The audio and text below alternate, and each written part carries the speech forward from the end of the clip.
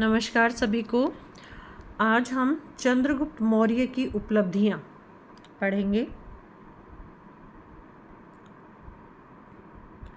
पंजाब तथा सिंध प्रदेशों में चंद्रगुप्त की सफलता का संकेत इतिहासकार जस्टिन इन शब्दों में करता है कि सिकंदर की मृत्यु के पश्चात भारत ने अपनी गर्दन से दास्ता का जुआ उतार फेंका तथा अपने गवर्नरों की हत्या कर दी। इस स्वतंत्रता का जन्मदाता सैंड्रोकोटस यानी कि चंद्रगुप्त था। नंदों का उन्मूलन।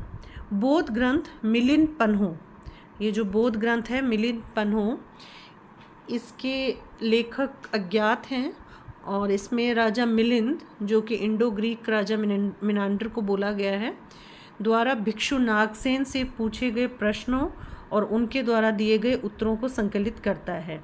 तो इस मिलिंद पन्हो में नंदों तथा मौर्यों के युद्ध का बड़ा ही अतिरंजित विवरण मिलता है। इसी ग्रंथ में भद्रशाल नामक नंदों के मंत्री का उल्लेख भी हुआ है। घनानंद मार डाला गया और चंद्रगुप्त का मगध साम्राज्य पर अधिकार हो गया।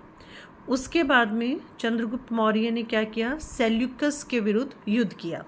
सिकंदर की मृत्यु के पश्चात उसका उत्तराधिकारी सेल्यूकस हुआ।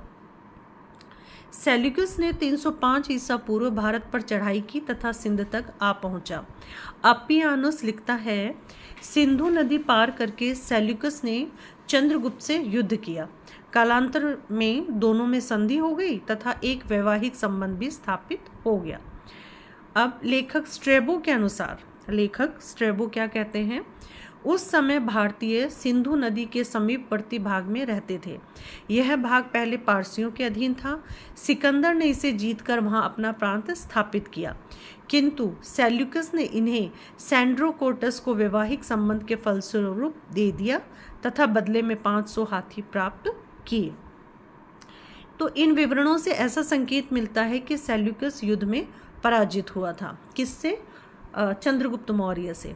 सेल्यूकस ने मैगस्थनीज नामक एक राजदूत चंद्रगुप्त मौर्य के दरबार में भेजा।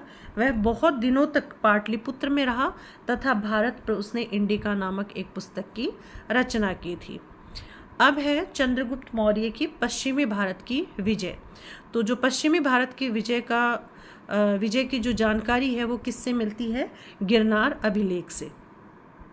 शक महाक्षत्रप रुद्रदामन के गिरनार अभिलेख 150 ईस्वी से इस बात की सूचना मिलती है कि चंद्रगुप्त मौर्य ने पश्चिमी भारत में सौराष्ट्र तक का प्रदेश जीतकर अपने प्रत्यक्ष शासन के अंतर्गत कर लिया था। गिरनार अभिलेख से ज्ञात होता है कि सौराष्ट्र प्रदेश में पुष्यगुप्त वैश्य चंद्रगुप्त मौर्य का राज्यपाल था और उसने वहाँ सुदर्शन नामक झील का निर्माण करवाया था। अब है दक्षिणी भारत की विजय। सोपारा अभिलेख। आधुनिक मुंबई के पास सोपारा से प्राप्त सम्राट अशोक का शिलालेख इस बात का सबूत देता है कि यह क्षेत्र चंद्रगुप्त के शासनकाल में मौर्य साम्राज्य का हिस्सा था। मुद्रा राक्षस के लेखक कौन है? विशाखदत्त।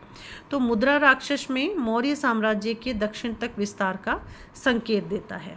जैन ग्रंथ और भद्रबाहु के साथ चंद्रगुप्त का दक्षिणी कर्नाटक की ओर जाना और जैन धर्म अपनाकर वहां समाधि लेना भी दक्षिण विस्तार का एक प्रमाण है। प्लूटार्क के विवरण। प्रसिद्ध इतिहासकार प्लूटार्क के अनुसार चंद्रगुप्त ने 6 लाख की सेना के साथ पूरे भारत को जीत लिया था, जो इस बात की ओर इशारा करता है कि साम्राज्य दक्षिणी भारत के कुछ हिस्सों तक भी फैला हुआ था। चंद्रगुप्त मौर्य का जो विशाल साम्राज्य है वो कहाँ तक फैला हुआ था? उत्तर पश्चिम में ईरान की सीमा से लेकर दक्षिण में वर्तमान उत्तरी कर्नाटक तक विस्तृत था।